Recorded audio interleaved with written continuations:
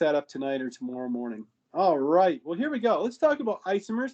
Last lecture, we talked a little bit about isomers, and it says here that many carbon compounds exist in the form of isomers. In fact, if you take a look at the two compounds that are shown here at the bottom of your screen, you'll see that they both have the same molecular formula. Both of these compounds are C4H10, right? They're both hydrocarbons because they only contain carbon and hydrogen.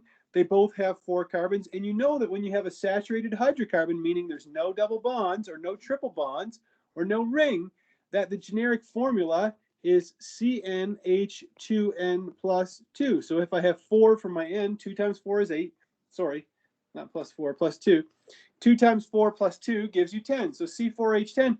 But you see that we have 2 very different compounds. We have butane and 2-methylpropane. Now, I've asked you to memorize the first 10 straight chain hydrocarbons: methane, ethane, propane, butane, pentane, hexane, heptane, octane, nonane, and decane. And this is butane because you have 1, 2, 3, 4 carbons all in a row like this. The reason that this compound is called methylpropane is because we have 1, 2, 3 carbons in a straight line, but we have a methyl group on the second carbon. So this becomes methylpropane. And we're going to look at some other bits of nomenclature tonight. If you think about isomers, and I spoke about this with you during the last lecture, not only are isomers different compounds, but they also have different physical properties. What are physical properties? Boiling points, melting points, densities, etc. So if we look at all of the compounds that are in this table, and this table comes directly from your textbook, each one of these compounds has an identical molecular formula. They are all C6H14, again following that CnH2n plus 2 formula because they're all saturated hydrocarbons, but you see that they're all connected differently.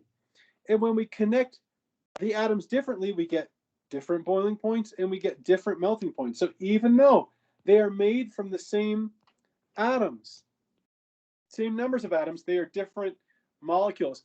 Another analogy that I use for this sometimes with students is, let's say I gave everybody, a shopping list to go to Home Depot. I said, I want you all to buy, 4 sheets of plywood, 52 by 4s, box of nails, whatever. We all had the same materials, and I said, build something. Well, maybe somebody in the class would build a doghouse. Maybe somebody else will build a chicken coop. Maybe somebody will build I don't know, whatever. So even though we're all using the same materials, we can make different things. And that's kind of what isomers are. All right, well, let's move on from there. And let's talk a little bit more about hydrocarbons. I went over this with you during the first lecture, but it bears repeating. The hydrocarbons are nonpolar molecules. And I said the reason why is because they only contain carbon-carbon and carbon-hydrogen bonds. And those are both nonpolar bonds. And if we have a nonpolar molecule, it's not going to be soluble in water because water is polar, isn't it? Right? Water is a polar compound, and we know the rule that like dissolves like. If you've ever been to a gas station and spilled a little gasoline on a puddle before, I wouldn't recommend doing that. It's not good for the environment, but you might notice that the gasoline will pool on top of the water. And that's because gasoline is a hydrocarbon and it will not dissolve in the water. It floats on top. What else about hydrocarbons? They tend to have low melting points and low boiling points, and that is because the intermolecular forces that hold hydrocarbons together are weak because they only have what are called London forces. Generally less dense than water. There are exceptions to that, but generally speaking. And then this is something else that we spoke about the other day, that is the length increases, the melting point and the boiling points are going to increase, and so will the density. And we said the reason why is because the bigger the molecule is, the more intermolecular forces there will be between the two molecules. Well, let's talk about carbon classification. I don't like to use the word simple in organic chemistry in the same sentence, but I'd say this is one of the easier things that we look at in this class is the classification of a carbon. And carbons can either be classified as primary, secondary, tertiary, or quaternary. So all these carbons that are in the pink font, those are the carbons in question. So if your carbon in question is only attached to 1 carbon, it's considered primary. If it's attached to 2 carbons, it's secondary.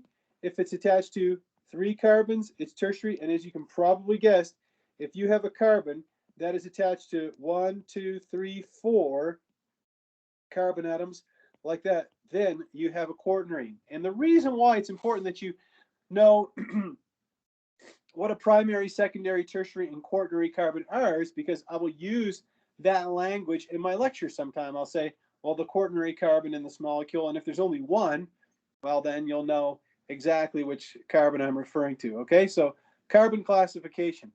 Let's move on and talk about what are called alkyl groups. Again, and I'm repeating this, I told you to memorize all of the first 10 straight chain hydrocarbons: methane, ethane, propane, butane, pentane, hexane, heptane, octane, nonane, decane. Well, if we look at what's called an alkyl group is defined as an alkane with one hydrogen atom removed. And we name an alkyl group by replacing the suffix ane, A-N-E, with of the alkane with the suffix -il, so YL. Let's take, for example, the simplest possible organic molecule on the face of the planet, which is methane, CH4. If I remove one of these hydrogens, right, if I just scratch that out, instead of this being called a CH3, which I said all the time to you in class, this is actually called a methyl group. So here we have a methyl group. Well, you can imagine what's going to happen if you have an ethane molecule, right? Here we have a molecule of ethane. It has 2 carbons in it. There's only one possible isomer. If you remove any one of those hydrogens, you end up with what's called an ethyl group, right? We replace the suffix ane with the suffix -il. Now, what they're illustrating here on this slide is it doesn't matter where you pull that hydrogen from. All of these 3 groups that you see on the right-hand side of your screen, they're all identical. They're all ethyl groups. If you're saying, well, how can that be, Mr. Dion? Well, remember, the reason why this and this are the same thing is because if you take this molecule at the top and you rotate that 180 degrees, you end up with this molecule, or that alkyl group is what I should say, not a molecule. Another one is, why are these 2 identical? Well, because all 3 of these bonds are equivalent. So it doesn't matter which hydrogen, I rip off and just replace with a bond to the remainder of the compound like that. So we have an ethane molecule and an ethyl group. So what have we covered? We've covered a methyl group that looks like this, CH3. That's a methyl group, okay? Methyl group. And we've also covered when we have CH3, CH2, that's called an ethyl group. You can probably guess that when you have propane and you remove a proton, it becomes a propyl group, and you'd be partially right.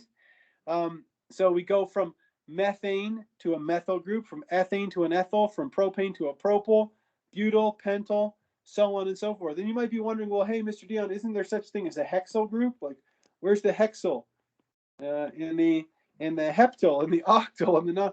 Well, I'd say that generally speaking in this class, we don't really see a whole lot of alkyl groups that have more than 5 carbons in them. In fact, the pentyl group would be quite rare to show up in Chemistry 102. But if you're very astute, and if you make a keen observation, you might notice something interesting about the propyl group. You might say, okay, well, that looks all well and good, but I know that propane is this CH3, CH2, CH3. This is propane. The proton that's taken off was on the end, and you might be wondering, well, hey, Mr. Dion, what if I took off one of the protons in the middle? That's not going to be the same as removing one of the protons on the end, and you'd be absolutely right, okay? We'll look at that in a second. The classification of alkyl groups, it says here that alkyl groups are classified according to the number of carbons attached, just like we saw carbon classification. If you have a continuous chain alkyl group, it's called a primary, and if you have what's called an isobutyl or isopropyl or a secbutyl, we call those secondary. Now you're like, what the heck are you talking about, Mr. Dion? Don't worry, but don't stress about this slide yet. We're going to get there in a second. Okay, this is where I actually wanted to go to. We'll come back to this slide later, so don't even stress about it at all.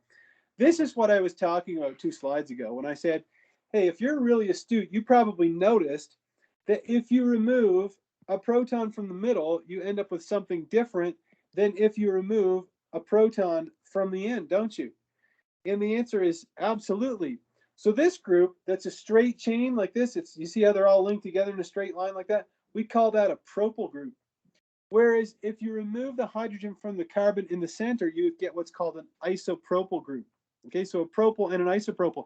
You need to know the difference between these two alkyl groups. You need to be able to recognize a methyl, an ethyl, a propyl, and an isopropyl. Now, again, if you're very astute, you probably realize, like, hold on a second, Mr. Dion, if I have 4 carbons, it can get way more complicated. And the answer is yes, it can. If we have butane, there's 2 types of protons that we could remove. We could remove a proton off of the end to make a butyl group, and we could remove a proton from either one of these carbons. Here they've chosen this one, and we get what's called a secbutyl group. So a secbutyl group. You need to know the difference between a butyl group and a secbutyl group. Now, what about if I had the isomer of butane? What if I had methyl propane that we looked at earlier on? Well, we'll get to that in a second. So what have we covered so far? We've covered the isopropyl group, which is the one on the top. We've also covered the secbutyl. We haven't covered the isobutyl or the tertbutyl, but you're also going to be responsible for those. Okay, so you need to be able to recognize all of these alkyl groups. You see that the isobutyl, we start with a carbon, and it is attached to a carbon with 2 methyl groups attached to it. If you look at the secbutyl, we already looked at that. We have a carbon with a methyl and an ethyl group attached to it. And then if you look at the tertbutyl, you have a carbon with 1, 2, 3, 4 methyl groups, or sorry, 1, 2, 3 methyl groups attached to it like that. Okay, all 3 of these are isomeric, right? These are all C4H9. Don't believe me? Count it up. Okay, those are all isomeric alkyl groups. The isopropyl is the outlier here. It's only got 3 carbons in it. It's C3H7. Okay, now if you're like, Mr. Dion, I'm a little intimidated by all these different alkyl groups. This is a lot of content to memorize. Well, the best way to master this content is, as you can guess, is to practice naming compounds. Let's take a look at that tertbutyl group and that isobutyl group for a second. Earlier on, we said that if you have a formula C4H9, you have 2 possibilities. You can have 1, 2, 3, 4. You can either have butane, or you can have methylpropane, which is this guy here. Another name for this compound is isobutane, and you're going to be frustrated by that, but you're going to see that in organic chemistry very often. We'll have organic compounds that can have more than one name. I know it's kind of annoying, but it's historical and just it's never gone away.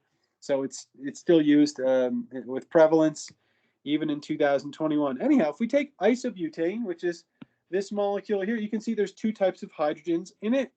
If we remove one of the hydrogens from the end, we end up with that isobutyl group that I showed you on the previous slide. And if you remove this hydrogen here, you get what's called the tertbutyl group. So sometimes students find it challenging to recognize the difference between a butyl and a tertbutyl and an isobutyl and a secbutyl. One of the things that my students have done in the past is maybe make flashcards or something like that. But whatever strategy works for you to help you learn the names of alkyl groups. Well, let's get back to nomenclature here. It says the International Union of Pure and Applied Chemistry, or the IUPAC, is responsible for chemical names, so it's not my fault. Okay, it's a group of scientists that get together and they come up with the names. Before learning the rules for naming alkanes, the names and structures of the 8 alkyl groups must be learned. Now, if you're like, what 8 alkyl groups? Well, if you tally them all up, there is 8. Okay, we have the methyl, we had the ethyl, we had the propyl, we had the isopropyl, we had the butyl, we had the tertbutyl, we had the isobutyl, and we had the secbutyl. Okay, so that is a total of 8 different alkyl groups. If you're wondering, like, hey, Mr. Dion, are there more than that, or is that all in the world? No, absolutely, there's more. Okay, these are the only ones you're going to be responsible for in Chemistry 102, though. We won't look at anything beyond that. If you decide to Google it or look it up on YouTube, you'll probably find a bunch of other alkyl groups, but don't necessarily, or you don't worry about them. Okay, And these alkyl groups are historical names accepted by the IUPAC and integrated into modern nomenclature. So again, sometimes students find nomenclature in OChem, they find it a little frustrating, but again, I can just tell you that a lot of these names are based on history, and they just stuck around. Like, let me give you an example. We'll take a quick break here. If any of you have ever heard of barbiturates, some people abuse barbiturates, use them as illegal drugs. Well, barbiturates, where they get their name from, is the scientist who discovered barbiturates, and there's a class of barbiturates, was actually infatuated with a woman named Barbara, and that's how he named them. Okay, so it has nothing to do with the structure. It's just a name that he chose. Okay, and I could give you a bunch of other examples of that kind of thing, but that's not really going to be on your exam. So let's move on from there. Carbon chain length and prefixes. So if you have one carbon in your chain, the prefix is going to be meth, and then eth, prop, but, pent, hex, hept, oct, non, and dec. And we've already seen that because I asked you to memorize the first 10 straight chain alkanes. All right, so we're going to use these prefixes. And if you're wondering, where am I going to use these prefixes? Well, I'm going to show you. But first, let's talk about exactly how we would name a compound. And during our last lecture, we went over a few examples. But let's make sure that we really understand these rules. It says the base or parent name for an alkane is determined by the longest chain of carbon atoms in the formula. How do you find the longest chain? The answer is by T&E, by trial and error. Sometimes you get it, and you have to fuss with it sometimes, So don't expect it to just be presented to you, on a platter, like here it is, the longest chain. It might bend, it might twist. It's rarely going to be horizontal. Now you're going to find that probably every example we'll look at tonight will be horizontal, just my luck. But anyhow, any carbon groups that are not part of the longest chain or the base chain, those are called branches or substituents. These carbon groups are also called alkyl groups. But you just learned the alkyl groups, right? The 8 alkyl groups that you are responsible for in this class. Well, let's take a look at some examples here. It says IUPAC names for alkanes, rule 1. So here we're going to apply rule number 1. Now the answers are shown on here, so I'll go over these kind of quickly. Anything that gives us the answer is a dead giveaway. But it asks you to find the longest chain in each one of these molecules. So it might be a knee-jerk reaction for a student to say, okay, well, it's going to be 1, 2, 3, 4, 5, 6. But that is, in fact, not the longest straight chain. Okay, now remember, you also can't backtrack. Okay, so you can't do something like this. And I always have one student will go 1, 2, 3, 4, 5, 6, 7. No, you can't go back over a carbon. Okay, what about this? 1, 2, 3, 4, 5, 6, 7. There we go. 7 carbons. That's pretty long. That's a lot of carbons. But hold on, there's a better answer, isn't there? If you follow, starting from here, we have 1, 2, 3, 4, 5, 6, 7, 8. So the longest chain actually contains 8 carbons. If we look at the next one, I think this one is a little more intuitive. That the longest chain has 1, 2, 3, 4, 5, 6, 7 carbons. So again, sometimes it's going to be easier than others. Now again, we said that, go ahead. Can you just refresh my memory? How do you decide where the 1 goes, where it starts? It could start anywhere you want. Doesn't matter. It doesn't matter at all. For example, if I erase all the numbers here, okay, all that matters right now is that you find the longest carbon chain. That's all we're talking about. Now, okay. With respect to which side gets the 1, yes, there is a deciding factor. We're not there yet. Well, let's look at this one here. If you number these going, 1, 2, 3, 4, 5, 6, 7, that would still be correct, okay? Right now, we're just talking about finding the longest chain. I apologize. I think I'm ahead of myself. Yeah, you are a little bit ahead, but there's no problem. If a student wants to get ahead, Mr. Dion is all for it, okay? I apologize. Don't apologize. You're not wrong at all. It just shows me studying. That's all. It's a positive thing. Look, so the longest chain, and I just want to review this with you.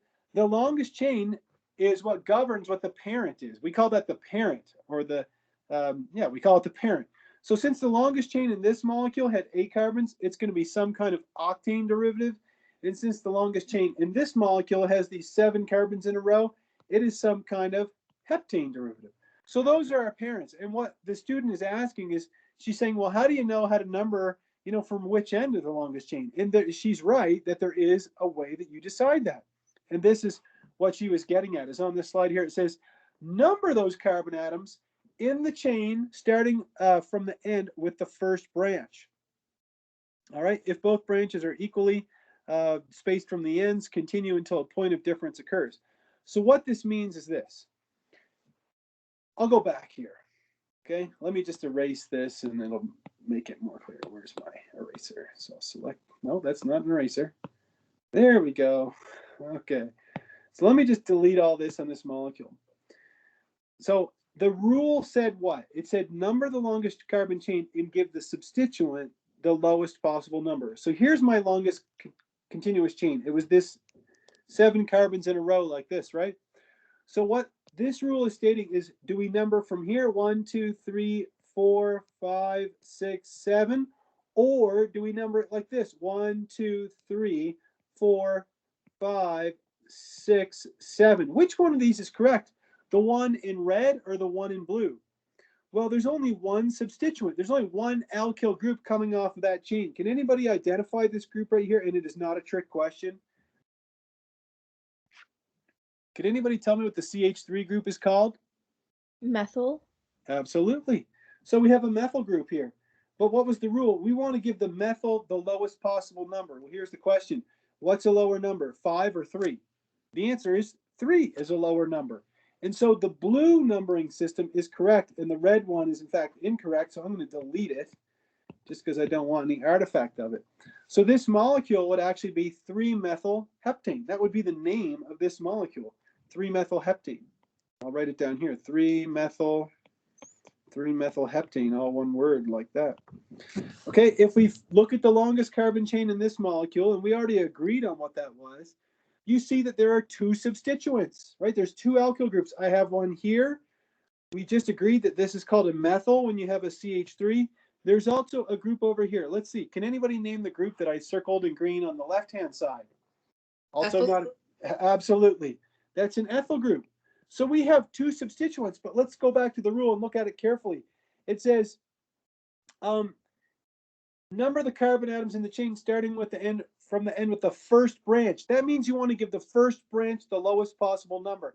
Look, if you were to number it going this way, 1, 2, 3, 4, your first branch would be a 4-ethyl.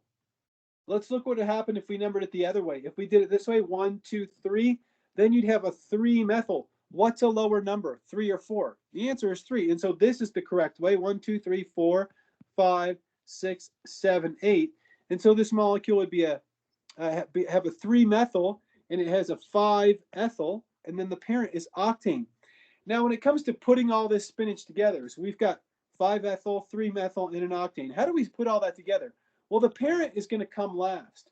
And when it comes to the 5-ethyl or the 3-methyl, we go in alphabetical order, and E comes before M in the alphabet. And so the name of this compound would actually be 5-ethyl, 3-methyl octane, like that.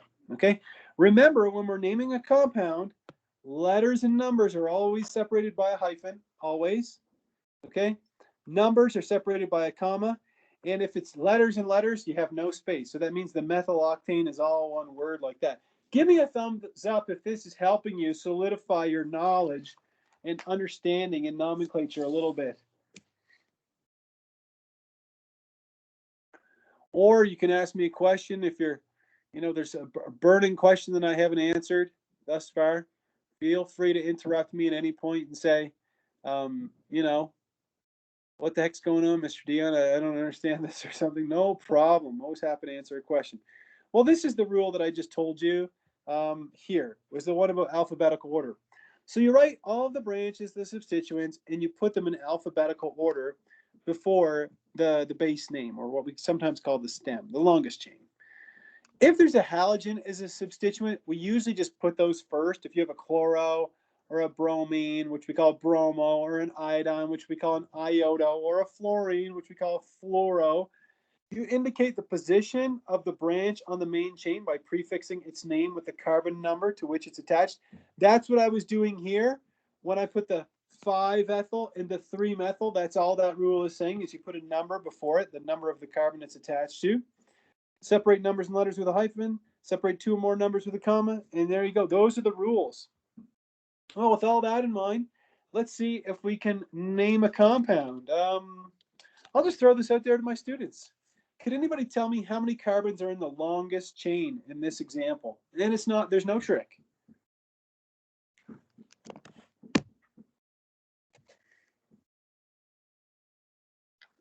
Six. Absolutely. Couldn't agree more. Yeah. Now, there's a couple of ways you could actually trace 6 carbons. I could either do like this, that's 6 carbons. I could do it like this, that's 6 carbons. I could do it like this, that's 6 carbons. I could do it like this. And you're wondering, well, come on, Mr. Dion, this is miserable. You said there were 6 carbons and now there's like Avogadro's number of way to trace it. Well, here's the rub. Every single way that I just traced it, they all will give you the exact same answer. So that's the beautiful thing. If you find the longest carbon chain, you're going to get the right answer. Let's just make it simple, and we'll just follow it horizontally like that. There's 2 possible ways I could number it. I could either start by numbering the longest carbon chain with number 1 on the left-hand side or with number 1 on the right-hand side. Could anybody tell me, where should I start? Left-hand side or right-hand side? Right-hand side. Hot diggity damn, couldn't agree more. The reason why is because the student said if you number it this way, 1, 2, 3, 4, 5, 6, then you have a 2-methyl and you have a 4-ethyl. If you had numbered from the other side, going like this, 1, 2, 3, then you'd have a 3-ethyl as your first group. What's lower, a 3 or a 2? Well, the answer is a 2.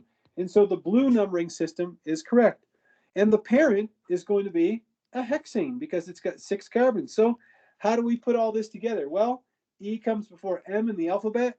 And so the full name of this compound would be 4-ethyl 2-methyl hexane, just like that. There we go. 4-ethyl 2-methyl hexane. Let's try another one. And this one actually turns up the heat quite a bit. It's a little bit trickier because we have some alkyl groups that are a little more complex. Could anybody tell me what how many carbons are in the longest chain in this one? And if you have to look in your notes or whatever for alkyl groups, of course, go for it. Yeah. Is it 9? You're absolutely right. Absolutely right. The longest chain actually has 9 carbons, right? That would be like this. So that means that this molecule is some kind of nonane, isn't it? We have 2 alkyl groups. Now, these alkyl groups, I know, because I've taught this class enough times to know that these alkyl groups are not as easy to identify as some of the other ones. I'll just throw it out there to my students. And again, if you have to look it up in the book or just try to, shuffle through your notes to find it, could anybody tell me what the group that's circled in green is called? We looked at it tonight.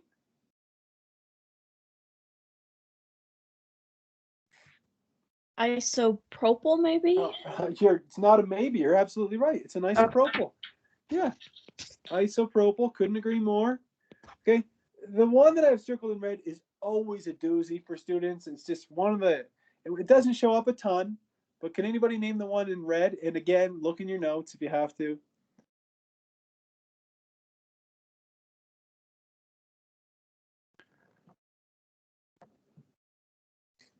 Okay, if nobody has a guess, Is it butyl?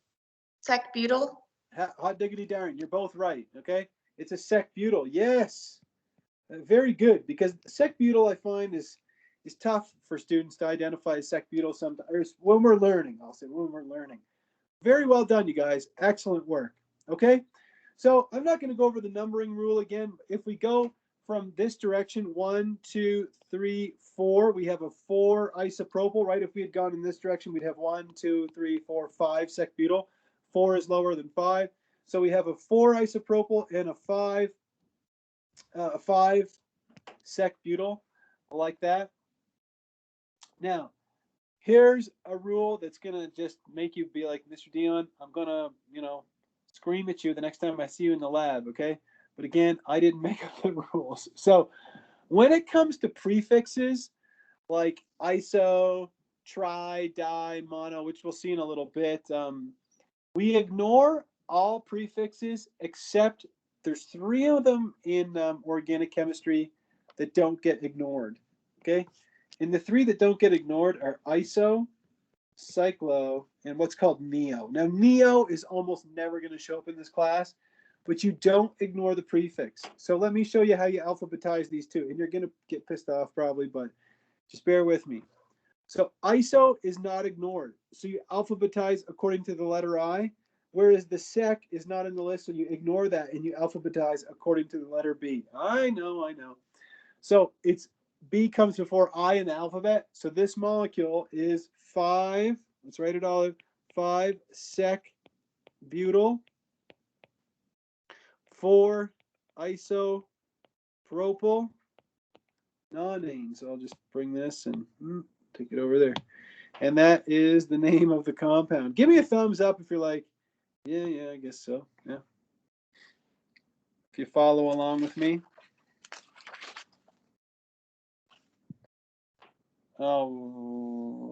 Okay. All right.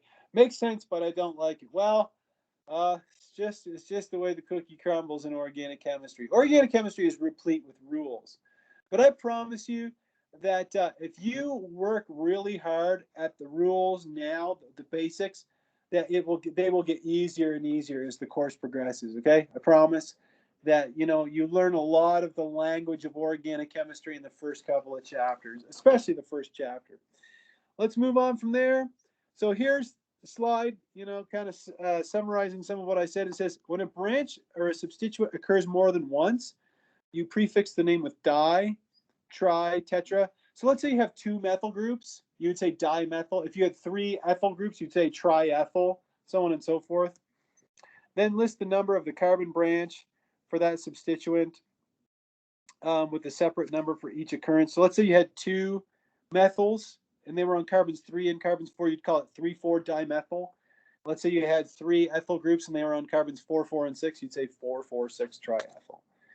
All right. Well, with that in mind, let's try another one here, using all of our wits. See if we can put it all together. The longest carbon chain, I'll just throw that out there. Does anybody know how many carbons are in the longest chain in this molecule?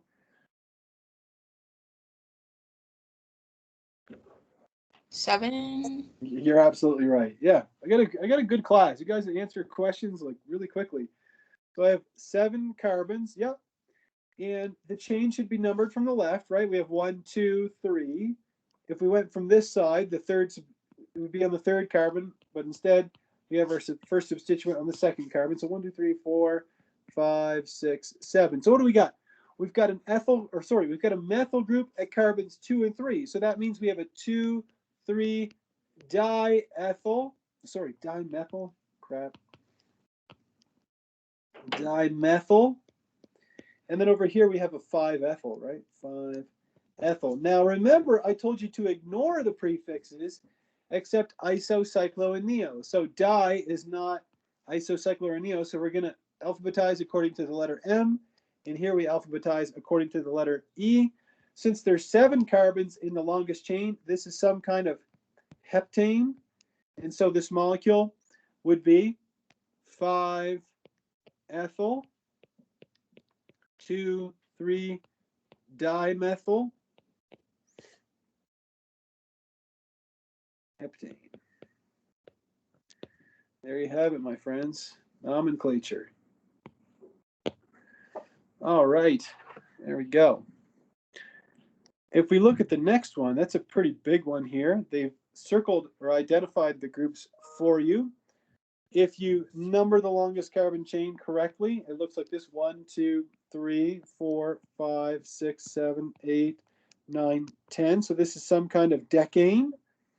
We have a 3, 3 dimethyl that are highlighted in purple. This one here, does anybody recognize this one? Also kind of tricky. The one that's highlighted in red, can anybody name that alkyl group? Not an easy one. Isobutyl. Absolutely. So this is a 6-isobutyl. Okay, and then over here, the last one is that we have a 6-ethyl. Okay, and then in terms of alphabetization, we have the letters M, I, and E. So E comes first. So we have 6-ethyl, 6-isopropyl, so propyl, 3,3-dimethyl. And since we have 10 carbons, the chain or the parent is decane. Like that. There you go. So again, you can see how very quickly, if you mastered all of the alkyl groups, you, my friend, would be able to name any hydrocarbon pretty quickly. Okay, you would, kind of wrestle that to the ground pretty quickly, so to speak. All right, well, let's talk about practicing drawing from my UPAC names. The good news is I find this a lot simpler, okay? And so much simpler that I'm going to use, Mr. Dion's patented technique here for drawing this. So this is slide 26 of 27. That doesn't make sense. Anyhow, let me show you how I would do this problem. So let's say you were on an exam and it wasn't the COVID days. The exams weren't, on D2L. Let's say you gave you a piece of paper and I said, Grace, I want you to draw 1-bromo 4-methylhexane. Let me show you how I would do it, because let me tell you something right now about Chemistry 102. Anytime anything in the book asks you to write things out in condensed structures or structural formulas, I'll tell you right now, if you're giving the answer for Mr. Dion, you can always write it in a bond line structure, okay? If you write something in a bond line structure and it's correct, I'll never grade it wrong. Not in this lifetime, okay? So here's how I would draw this compound. Let me show you the fastest way. Are you ready? Okay, here's how I would do it. The parent is hexane. Hexane has 6 carbons. So look, using the zigzag method, I start. My pencil touches the paper. You see that little dot I made? That's the first carbon. 1, 2, 3, 4, 5, 6. There we go.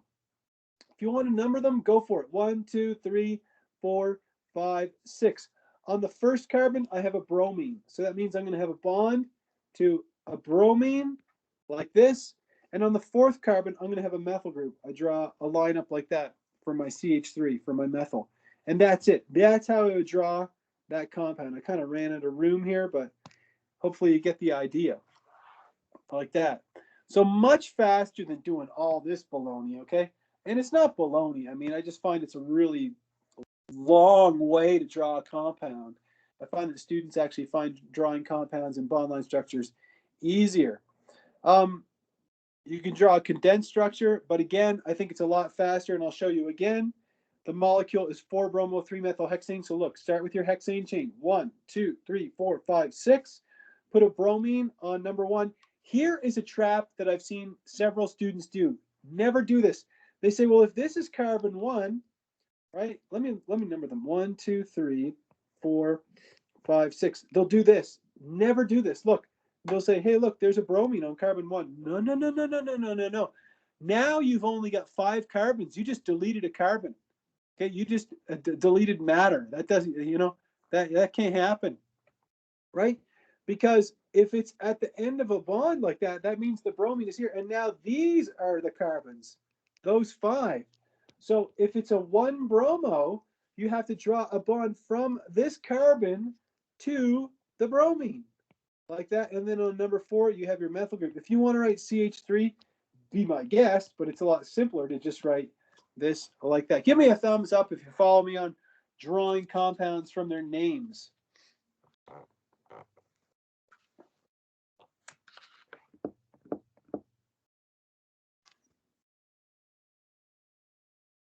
All right, wonderful. All right, well, I hope you're finding this helpful, going over some nomenclature in class. This is something we've already talked about, I think, twice. So this will be our 3rd time talking about structural isomers and constitutional isomers. Again, just different how the atoms are connected together. Both of these compounds at the bottom, they're both C4H10, but they're very different compounds, aren't they? Right, butane has a higher boiling point and a higher melting point than does isobutane. Okay, so compounds have different physical properties. Well, I had some students ask me some questions about cycloalkanes. So let's switch gears and talk about cycloalkanes for a little bit. Okay, You guys know now what hexane is, right? We've seen it a few times. If you have this 1, 2, 3, 4, 5, 6, this is C6H14, and this is called hexane. Okay? If you take 6 carbons and you put them in a cyclic structure, you get a hexagon, and we call this cyclohexane, but the formula isn't C6H14. The formula for cyclohexane is C6H12. Okay? And the reason why is because when you make a ring, you end up losing 2 hydrogens. Here you had 14, but when you make the ring, the cyclo, you lose 2. Okay, so that's why. And if you're wondering, well, hey, wouldn't that make the generic formula for a cycloalkane? Wouldn't it be if an alkane is come on, CnH2n plus 2, if you lose 2 hydrogens, wouldn't a cycloalkane be CnH2n like that? And the answer is absolutely it would be. Okay. Now, to name a cycloalkane, when you have a cyclic structure, you prefix it with the prefix cyclo, okay? And then you put the name of the corresponding alkane. So let's say you have a ring with 4 carbons in it, like this. Okay, that would be, oops, that's not even connected. Like this would be cyclobutane, right? If you have 5 carbons, that would be cyclopentane. Come on, Apple Pencil's acting funky here. Anyhow, you get the idea. Then your substituents, you're going to put them in alphabetical order, just like we always do. If you have multiple substituents, you're going to use the lowest possible set of numbers. Now notice, set has nothing to do with tallying numbers up. This is something that I see semester after semester, and there's usually only one student that'll try this, but trying to add the numbers, add, like if I've got a 2-methyl and a 3-ethyl, 2 plus 3 is 5. It's got nothing to do with adding anything, okay? Organic nomenclature is not that complex. We give the lowest possible set of numbers, and if you have one substituent, it needs no number, okay? No number. If you're wondering, like, what does that mean? Well, let's think about it. If I had cyclohexane and I put a methyl group on it, okay? If I just put a CH3, I would call that methyl cyclohexane. I don't have to call it 1-methyl cyclohexane because there's only one substituent anyway. Whereas if I had 2 substituents on a cyclohexane, let's say I had cyclohexane and I had a methyl group here and a methyl group here, I would call that 1,2 dimethyl cyclohexane. But what if I had them like this?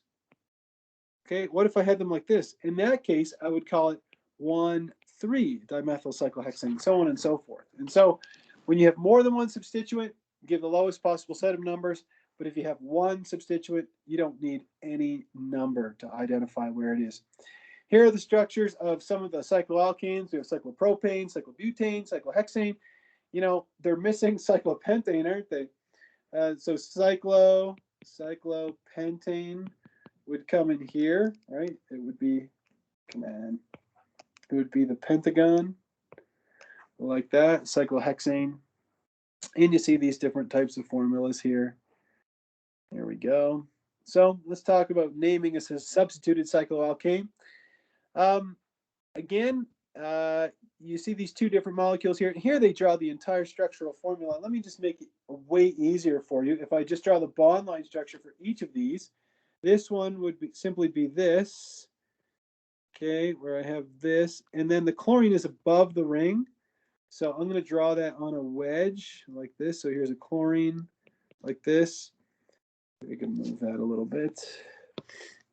Okay, so that's this molecule. And this one over here is a cyclopentane derivative. So this is this compound where I have the methyl group pointing up like this. Okay, so since we have one chlorine on the 6-membered ring, this would be chlorocyclohexane. And since we only have one methyl group here, this would just be methyl cyclopentane. Okay, the fact that they're both wedges is irrelevant. Doesn't matter because there's only one substituent. And if you've read ahead in the chapter and you're like, what about cis and trans, Mr. Dion? The only time you need to worry about that is when you have more than one substituent. We actually looked at that the other night when we did some review. So cis-trans isomers. Going back to the atoms in an alkane, if we just have a straight chain alkane, all sigma bonds, the atoms can freely rotate around all of the single bonds, having a limitless number of arrangements, right? Just spinning around in space. But if you have a cyclic structure, you'll find that the molecule is actually locked, okay? And the carbons can't just rotate any way they want. And because of the carbons being locked, when they're in a ring, we end up with what are called cistransisomers or geometric isomers. And again, it's a consequence of the cycloalkane's inability to freely rotate. And we get molecules that are called stereoisomers. Now, this is something that's going to come up quite a bit. We'll talk about it even more in the biochemistry section of the class. But a stereoisomer is something that's going to be completely new to you. It's molecules that have the same structural formulas and the same bonding patterns. That means the atoms are organized in the exact same way. The difference is the arrangement of the atoms in space. That's the key word, okay? How are they arranged in space? And if you're like, I'm not even sure how you would arrange atoms differently in space, Mr. Dion, well, I'm going to show you on the next slide how you would do that. Let me show you. If I look at these two molecules here, now, since I'm lecturing on Microsoft Teams, I don't have a model to show you, but I could try to make one before the class is over. It says two groups that are on the same side. We say those are cis. So you see these two chlorines on this cyclohexane ring? They're both below the plane, right? This is the bottom. So we say that those chlorines are cis. So this would be cis 1,2-dichlorocyclohexane. Whereas if the two chlorines are on the opposite side of the ring, then they're trans, right? The opposite of cis is trans. Let me try to build a model here quickly while you're wrapping your head around that. And I'm going to use a special kind of model. So just give me a second here to build it. And while I'm building, are there any questions? Any burning questions about organic chemistry, drugs, or anything to do with organic chemistry? When do you teach me how to make crystal meth? You know, what about cocaine? When do you talk about that? Okay, let me just grab a couple of heteroatoms here from my model kit. There we go. Okay, let me go back to projecting my face so you can see the model I made, and I'll show you in real time. I'll show you a model. So let's see here. Can you guys see me now? Oops. All right, here we are. Hopefully you can see me. This is a 6-membered ring. I'll have to back up a little bit. This is a different model. I doubt that any of you would have seen this model before. This is called a Fieser model. But anyhow, you can see that you have a total of 6 carbons. 1, 2, 3, 4, 5, 6. Each one of them has 2 hydrogens on it. It's kind of interesting to look at. But the bottom line is this. If I put 2 chlorines on the same side of the ring, I'm just going to use these red atoms to represent chlorines. So if I have both of them pointing towards you right now, they're on the same side of the ring. It doesn't matter what I do to the ring. I can sit here and play with it all day and twist it around, but it's always going to end up so that both of the chlorines are pointing towards you. It's impossible for a cis to isomerize or to just convert into a trans. If I have the 2 chlorines trans, and this might be easier to see actually, you can see that one's pointing up and one's pointing down. With these models, you can do all kinds of like crazy rotations and stuff, and you can see me doing all kinds of crazy crap with it, okay? But no matter what, there's nothing I can do. They're always going to end up on opposite sides of the ring. So that's cis and trans. If you want to try to make a model of that in the lab, we have beautiful model kits at PPCC. And during the lab, if you're like, hey, Mr. Dion, can you just get a model kit out so I can play with it and try making cis or a trans isomer? Just ask. Asking ye shall receive. I'll just go grab it for you, and there'd be no problem with that at all. Well, let's go back to the slides here. Just give me a second. There we go. And here we are. So cis and trans, and conformations of compounds differ only in the rotation around carbon-carbon single bonds. So if you look at the molecules ethane and butane, it says there are 2 conformations, of these molecules. I'm getting a different model kit now. Now, what I want to cover here is why do we draw molecules in the zigzag format, right? You see on the bottom On the top here, these are 2 molecules of ethane, but on the bottom we have butane. This model right here is showing butane being drawn, shoot, like this, 1, 2, 3, 4, like this, and this one shows the butane being drawn like that. There is a very good reason why we draw the molecule in the zigzag, and that is to minimize the repulsion between atoms, right? If you look at this conformation, you can see that these 2 hydrogens are really close to each other. And so the hydrogens in all the atoms want to get as far away from each other as possible. This is the whole rationale for valence shell electron pair repulsion theory, or is what I call quick crowd me, bro, right?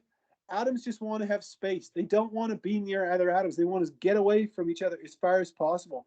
And so we call these conformations, right? Because there's free rotation around, this bond here. It's a single bond. There's free rotation. There's free rotation around this bond. But a molecule will always try to maintain the lowest possible energy conformation. And so the reason why this is lower conformation is because this hydrogen atom is kind of in between these 2. And we call that a staggered conformation. Whereas if I rotate it so the 2 hydrogens are right next to each other, these ones are next to each other, and these ones are next to each other, we call that eclipsed. They're like blocking each other out.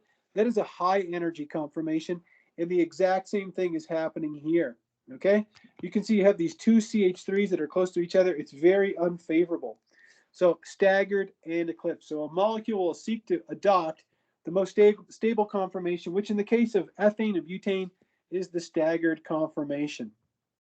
All right, 2 conformations of cyclohexane. We have a chair form and a boat form. Let me show you the difference between the chair and the boat. And in order to do that, I have to use my Feezer models. So here's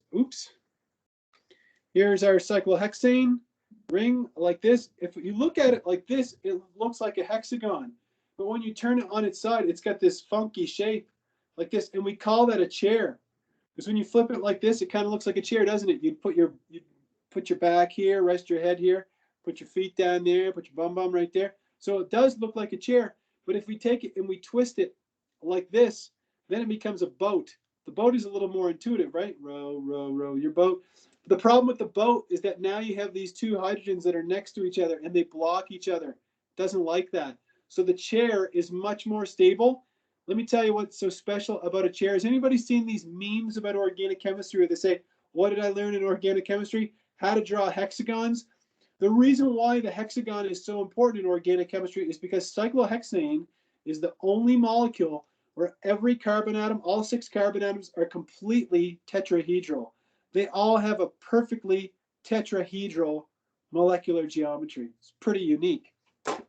It's very unique, as a matter of fact. All right, well, let me get back to my slides here.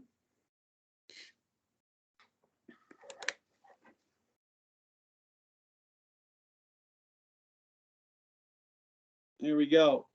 And I want to finish up chapter 10 by looking at reactions of alkanes. This is a very short section, but you need to know the types of reactions that alkanes undergo. The good news is that each one of you passed some kind of introductory chemistry class, whether it was at PPCC or not, and you all learned about combustion reactions. The fact that when you take a hydrocarbon and you burn it in oxygen, you end up with carbon dioxide in water. Combustion reaction. So the only new reaction to you will be what's called a halogenation reaction. So we'll take a look at both of these. Let's see here. So the first one, the combustion reaction, I am never going to ask you, or I don't think I'm ever going to ask you about an incomplete combustion. An incomplete combustion reaction is one where you take a hydrocarbon like methane, you combine it with oxygen, but instead of making CO2 in water, you actually make carbon monoxide, which is what we call the silent killer, right? It binds, to the hemoglobin in your blood cells and, can kill you. But complete combustion is something you need to understand, that when you take a hydrocarbon plus oxygen, you end up with CO2 in water. And if you're wondering, is that for all hydrocarbons, Mr. Dion? The answer is yes. It wouldn't matter what it was. If it was butane, pentane, hexane, heptane, octane, nonane, decane, whatever. Any hydrocarbon, when it's combined with oxygen, will give you CO2 and water, and that's what we call complete combustion. The other reaction, which is something new, is what's called a halogenation reaction. And we also call a halogenation a substitution reaction. So a halogenation is kind of a sub-reaction of a bigger set of reactions that we would call substitution reactions. If you think about the word substitution, what does it mean? It means you're going to switch something for something else. And that's all a halogenation reaction is.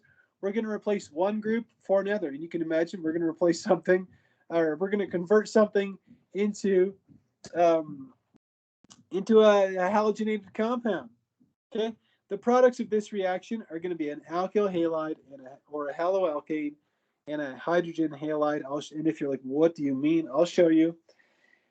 The reason why halogenation is really the first reaction that you learn that's new to you is because it's got what's called synthetic utility. If you're like, what's synthetic utility? Well, it's because you can use a halogenation to kind of get you started in a synthesis to make a new organic molecule. Okay. And another thing about halogenation is that it only occurs in the presence of heat or light. Okay, you got to have some kind of light source, like a UV light, or you've got to have some kind of heat in order to get it to happen. And let me show you some examples of halogenation reactions. In the green shaded box, this is just a generic halogenation reaction. Let me walk you through it. I know I've been talking for a long time, but take a deep breath and try to follow me on this one. It's really important. Here's our alkane, right? One of the carbon-hydrogen bonds, the hydrogen in that bond is going to get substituted for a halogen. Now it says X2. Let's pretend that X2 is chlorine, right? Cl2. Here's the Lewis structure for Cl2. So what's going to happen is the hydrogen, this hydrogen is going to get replaced with a chlorine. Okay, so let's say that X now is a Cl. What's left over? You're going to be left over with the other Cl and the H. They're going to combine to make HCl, and that's what a halogenation reaction is. Here you have three examples. Say, for example, we took methane, the first one, okay? We combined it with bromine. You should know how to draw the Lewis structure of Br2, right? That's Introduction to Chemistry 1. You're going to replace one of the hydrogens, and if you're like, well, could it be this one, Mr. Dion? Could it be that one? It could be any one. It doesn't matter, okay? You're going to replace that hydrogen with one of the bromines, okay, which is what happened here. What's going to happen to the hydrogen and the other bromine? They're going to combine to make HBr. Let's say you have ethane, and you treat that with chlorine. One of those hydrogens is going to be replaced by a chlorine. You're going to be left over with a chlorine and a hydrogen, and they're going to make HCl. Here you have cyclohexane. Now, you might be wondering, what the heck is this? A cyclohexane with a big CH2 on it. They've only shown one of the CH2s just for what we call instructional purposes only, right? Just to kind of clear it up for students. So we take the cyclohexane, we combine it with chlorine, we heat it up. What happens? One of the hydrogens gets replaced by one of the chlorines in Cl2. One of them. What happens to the hydrogen and the chlorine that's left over? They make HCl, and that, my friends, is a substitution reaction. And that also brings us to the end of chapter 10. So how would you master this content, right? If you have a working knowledge of it, then you want to master that content. I would go to the suggested practice problems, and I would begin working on those as soon as possible. I tried to pick problems that you have the solutions for in the back of your textbook. And if there's any questions that you're unsure about the answers, shoot me an email and I'll get back to you with I can double check a solution for you.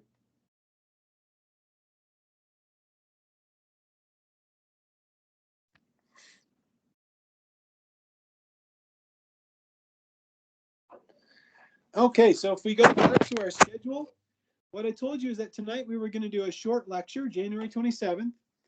And what I want you to promise me is that you're going to make sure to watch the chapter 11 video before coming to class on Monday and before coming to the review on February 3rd.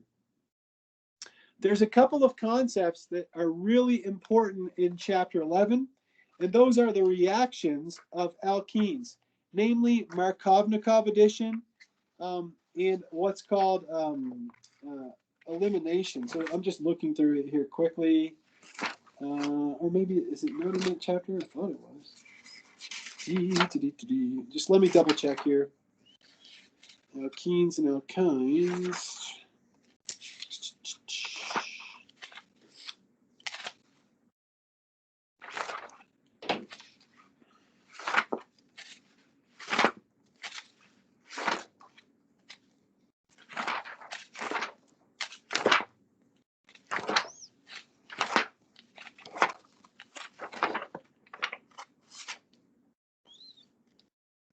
Yeah, section 11.5 is a really big section. Okay, so section 11.5 is a major section in chapter 11 that I really want you to go over in juicy detail before I come into class on February 1st.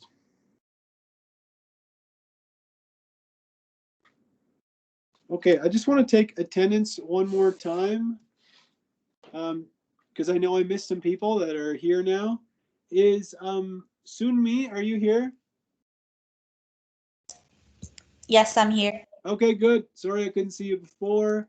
What about Haley G? Miss Galupo, are you here? Yes. Yeah, good. Alexandria Morgan. Yep, I see you now. I'm here. Okay, Abigail. Abigail Peter. No, okay. What about JJ? Yes, JJ is here. And two more people. Lauren. Lauren, are you here? Lauren V. Sorry, I'm squinting because I have a hard time reading small print. And then last person is Liana Werner. Are you here? I'm here. Okay, great. All right.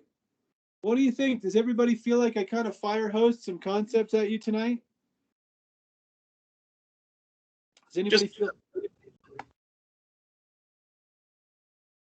anybody feel like organic chemistry is a lot of information all at once? I feel like it's a lot of memorizing. It is, especially at the beginning. Okay, it really is. You know, it's a big part of it. But you think about, you know, if you're interested in medicine, and Aaron, I don't know if you are or not. I mean, but we have many students who take this class who are. You think about it. You know, part of being a good nurse or a good doctor, or a dental hygienist, or a dentist, or an orthodontist, is having some encyclopedic knowledge. So, you know, those kind of professional schools do want to know that you do have some, I would say, some decent memorization skills. So I completely agree with you. Okay. Right, and I understand most of the concepts. It's the memorization that's going to take a little more studying. Right. So that's kind of why I wanted to cut it short tonight. So we'll stop now. And then I would like you guys to take some time, because what's today? Wednesday? That means we're not meeting until Monday. I want you to promise me that you're going to read. Well, I'm not going to make you promise me, but I want you to watch the video for chapter 11 a couple of times. Okay. I want you to watch it twice. It's not long. It's not as long as chapter 10, because that section 11.5, I feel like if I was to just go on it now, that I just feel like it would be a lot for an evening. Okay. So we'll look at sections, a little bit of nomenclature. So a little bit of section 11.1 to 11.4, but I want to spend some serious time on Monday talking about section 11.5 with you. And yeah, then we'll do some review, and then there you go, man, your first exam. Okay. Sound good to everybody? Or mediocre even? Sounds good. Thank you. All right. Well, again, it was a real pleasure meeting the first half of the group on Monday night, and I look forward to meeting the second group on Monday night. But look, I can't stress this enough. Protect your investment. Protect, you know, you've spent your money and your time in organic chemistry. So please be sure to watch all the videos for chapter 11, especially section 11.5, and start going over the practice problems. We're going to hit it on Monday night, and we'll hit it on Wednesday night. And if you have any questions about any of the, you know, problems or whatever, feel free to shoot me an email, and I'll meet with you as soon as I can find time to do that. Cool. Oh, I have one more thing. Is anybody interested in bonus points? Yes. Yes. All right. So I've been cleared to offer you a bonus point. And if you exceed a 10 out of 10 on your first lab, I'm willing to give you a bonus point if you do something for me. So I actually, and this is something I'm trying to do, I'm enrolled in what's called the Adjunct Advancement Program. So it's just, I'm trying to get to the next tier. It's not that I can get a reward or anything, but I'm trying to just practice my teaching skills and stuff. And I don't know about any of you. I don't know what your backgrounds are, but I grew up in a family where nobody went to college. I was the first person in my family to go to college. My dad is 70, he'll be 73 this year, and he's worked on the back of a fishing boat his entire life. And I lost my mom a long time ago, but she worked a blue collar job too. And anyhow, when I went to college, I didn't know anything. Okay. Now, I'm sure that a lot of you are in different situations than me, but something that I would have appreciated would have been if one of my instructors would have just taken the time to, to get to meet with me. So here's my offer to you. If you will meet with me for 5 minutes on Microsoft Teams, just so we can get to know each other, and it's not I don't have any chemistry questions for you, but just, if you want to answer any questions about course content, or, what are the exams like, or what are the labs like, or anything about this class, if you will write me an email and book a time to meet with me for 5 minutes, I'll give you an extra point on your first lab or your second lab, but I will give you an extra point. So if you're interested, just shoot me a message and we'll figure it out. We'll book a time. It might take me a while because there's a lot of people in the class to figure out exactly when. But yeah, just 5 minutes of your time is all I ask. And if you want to take more time than that, no problem. And if 5 minutes is, if you're like, Mr. Dion, I can't tolerate you for more than 5 minutes, that's no problem too. Okay, I'll still give you the bonus point. Cool? Cool. All right. Sounds good. All right. Okay. Well, I'll see you all on Monday, and then I'm going to see you again on Wednesday. All right. So take care and have a Professor nice. Dion, Yeah. sorry. I just had a question that I emailed you a couple days ago about Monday's lab. Just for you to get back on me with that. That's it. What was the question about? Can you say it out loud? And if you can't, that's okay. Okay. Okay. No, I couldn't. don't say it out loud then. Could you Okay. send me the email again? Yes. Okay, because it might have been something I lost. I'm sorry. I get so many different emails.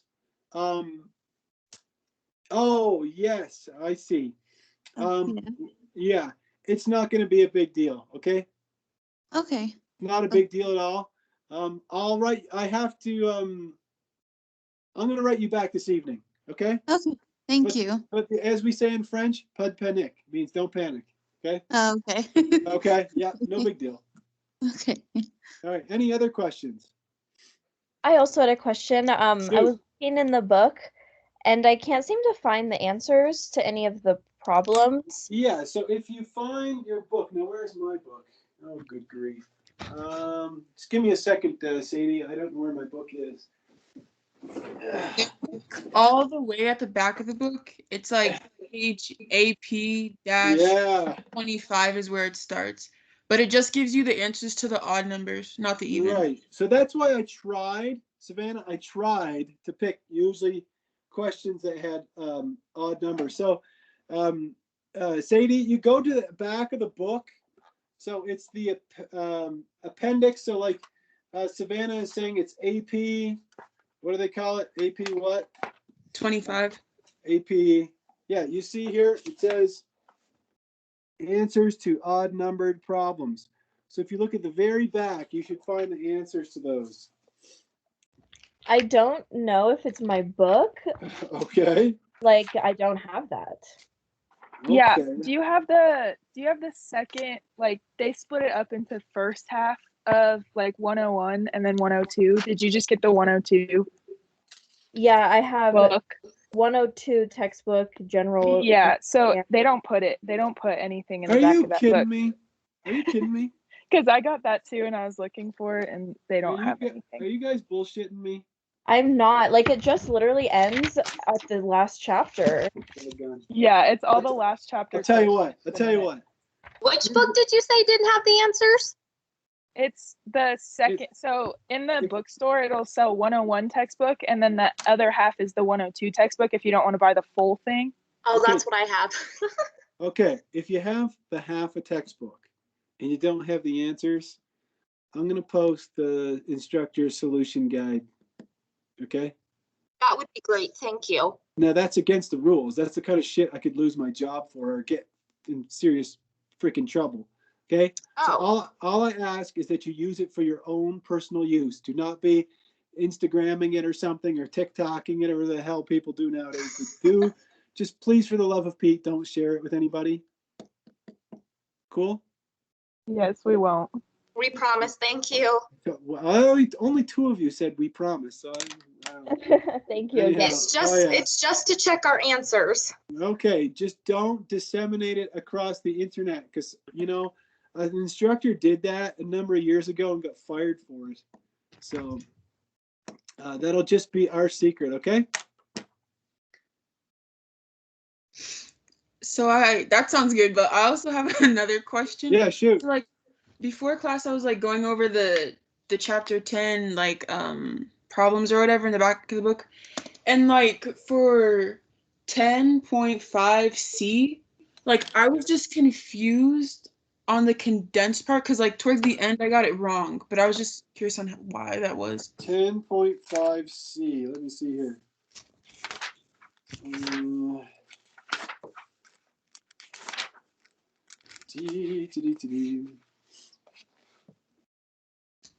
Yeah, in 10.5C, you have. Or I mean 25. Sorry. 10.25C? Yeah. Okay. All right, so that must be at the back.